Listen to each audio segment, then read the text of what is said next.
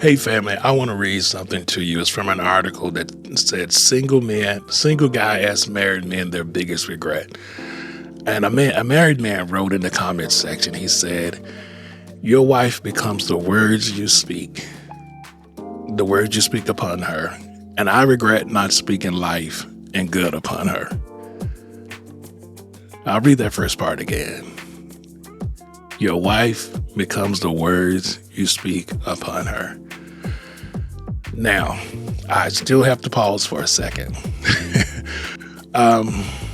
Because there's a version of you that actually knows exactly what this man means. You felt it.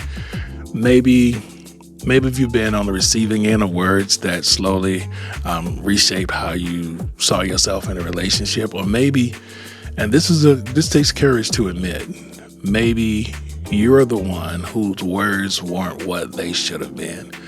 But either way, the comment that this man made, they land true. And here's the thing, that's just one comment.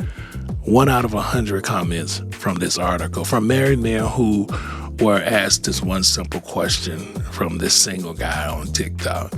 But what I found interesting is some of the things that I want to talk about that further went beyond just this one question. What I've learned after 30 years of navigating my own relationship and watching relationships in my community, along with the kinds of honest conversation from folks who have been married for a very long time, as well as communication with close friends, that most marriage problems aren't caused by a lack of love. They're caused by a lack of language, a lack of a framework of what exactly is happening beneath the surface. Now, family, when I do these videos, I come like, hey, I just come like we're sitting across from each other having coffee. I've been married a long time, and my whole purpose is to share anything that I can share and hope that it will be something that will help people. And so today I'm going to give you I'll give you several things from this article, that from these group of impromptu answers from men on this TikTok comment. But they laid out some honest, practical relationship wisdom that you don't typically come across. And I felt like they deserve to be shared with you. So here's the backstory to the article. It's a young man on TikTok, I believe his name is King Boise. He said, married man, what is the greatest regret about marriage? Advise the single boys. Now, normally when you ask the internet something like this, you brace yourself. You expect sarcasm. You don't know what you're going to get. You get some stuff and you expect a bunch of emojis and clownery. But that's not what happened through these comments. What happened was a group of men showed up with honesty, with humility, with regret, with the kind of wisdom that usually comes out late at night after a few too many, when someone finally asks the right questions and the conversation get real good. Fellas, you know what I'm talking about. There was a woman who read one of the comments and she said she started crying. She wrote, I don't know why I'm crying. I guess I never knew men like these existed. So ladies, they're out there. So let's get into what these men actually said, and let's start with the comment that we hit first. Your wife becomes the words you speak upon her. I regret not speaking life and good upon her. So what the brother's saying is he spent years narrating his wife through a lens of criticism, in his mind, in his tone, and maybe in what he said to other people, family members, etc. And slowly, without realizing it, it became the reality of the relationship. And it became how he saw her. And that kind of got to the point where after hearing it so much, it kind of became who she thought she was. Family, Your mouth is a thermostat. It doesn't just report the temperature of your relationship or your marriage, it sets it. And this is where a lot of good people don't realize they're bleeding their own relationship because they think, oh, I'm just frustrated, I'm just tired, or I was just joking, or you know how I do. This was just some sarcasm. But over time, that constant sarcasm, the dismissive tone that your friend and family hear, the little digs, it doesn't stay small. It becomes the air you both breathe. And when the air is heavy long enough, love starts to suffocate. So I want to pose to you a reflective question. If someone listened to the way you spoke about your partner for 10 minutes, would they feel like you cherished them or tolerated them? Now, I know what you're thinking. That's a heavy question, and I get it. You're thinking, I just be clowning, I just be joning, I just be putting stuff out there. But all that can still land like truth. But we're talking about speaking life, speaking good, speaking respect, especially when life gets hard. Because your partner will eventually come to believe the version of themselves that you repeat the most. Now, another man wrote, in times of trouble, remember, it's not you against your partner. It's both of you against the problem. And that sounds simple, but it might be one of the hardest things to live out. So let me ask you something. So when you think about in this context, when you're in the middle of a big argument, does it feel like you're on the same team?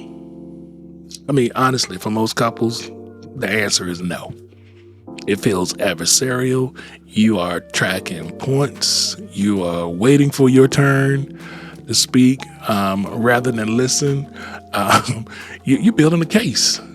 And the person across from you, the person that you love, the person that you chose, that person starts to feel like the opposition. Family, you know how we do. We rehearse speeches in our car. We collect evidence, them receipts. You got to get them receipts. We enter the house like the Lincoln lawyer coming into a courtroom. And from the moment you do that, the marriage stops becoming a relationship and it actually turns into a courtroom. And that's when, fights escalates. Things become more combative. And it's like you're not thinking about, are we fighting this problem? We ended up fighting each other. But that energy needs to shift. The language needs to shift. Instead of you using words like you always or you never, the language has to change. And then if you get into a moment where it's really intense, try saying something like, I'm not against you right now. I'm upset. I'm frustrated. But I'm not against you. Well, can we talk about this later? That's all you have to say. So here's a quick test. I want you to pause. I want you to think about it. I want you to be honest. I'm going to call it the teen test.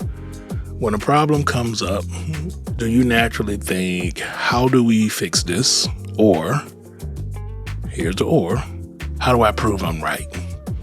A practical reframe to use in this case is, this is something my wife and I use. We'll say, help me understand. And that's saying that we're on the same team. We're trying to help each other. And so we use that kind of language. And I feel I give that to you, and hopefully you'll use that and that will change the feel in your house. But in this article, multiple men independently came back to one thing, and that was listening. One man said, listen when she speaks from the heart. Once she feels unheard, she will be closed off for a long time, if not forever. And another one says, sometimes all you have to do is listen to her. Now, I want to be careful here because there's a version of this conversation that gets turned into a punchline, and that is men don't listen. We won't debate that. We know. But that's not what I'm talking about. These men weren't joking. They were describing something real. the slow closing of a door.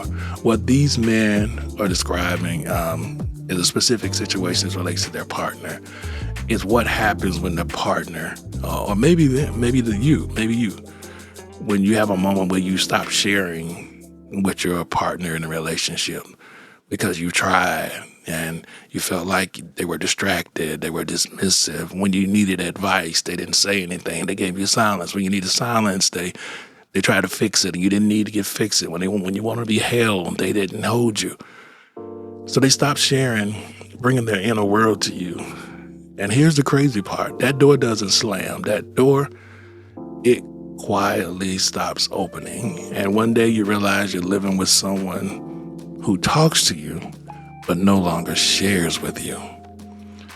And the men who wrote those comments, some of them were writing from the other side of that door. They knew exactly what had happened, but they just couldn't see it in time to stop it. So I ask you, is your partner still bringing you their inner feelings, their inner world? Or have they started protecting it from you? And if you're hearing less from them lately, don't assume they're fine. Sometimes silence isn't peace. Sometimes it's resignation. So here's your action inside this segment. When your partner talks about something that matters to you, don't fix it. Just try listening and maybe offering, do you want comfort or do you need a solution? Now, family, in this article, not every comment in this thread came from wisdom. There was some that came from heartbreaking situations. One man wrote, "My biggest regret in marriage was to cheat. And I'm telling you, my wife was never the same. So my advice is never cheat, never, ever, ever." This brother didn't provide no explanation, no justification. He didn't even give context, just accountability. Just, I did this. I broke something that could not be fully fixed. Don't do this. And listen, if you're watching this and you're anywhere near the edge, flirting, emotional texting, DMing, entertaining attention, I'm here to tell you what that man is saying to us. There are circumstances you don't want to reverse, that you can't reverse with an apology. And if you love your partner, your spouse, even if you feel disconnected right now, don't create a pain you both will carry for years because you needed a moment of validation. If you're lonely, say you're lonely. If you're struggling, say you're struggling. If you need help, get help, but don't cheat. Because the regret isn't just that you did it. The regret is watching the light leave someone's eyes and someone's heart, that you know you were that light, you were that love. So let me run through a few more. Don't let the family you come from destroy the family you create. The family, we carry so much into our partnerships that we didn't consciously choose. The way anger was handled or wasn't growing up, whether love was expressed warmly or withheld as a form of control, the unspoken rules about what you talk about and what you never say out loud. And unless we become aware of these patterns, we replicate them. And not because we want to, but because it's what we know. So awareness is always the first step. You can decide to do it differently, but first you have to be aware of what it is. So the next one, with a few words, just 5 words, be the partner you're looking for.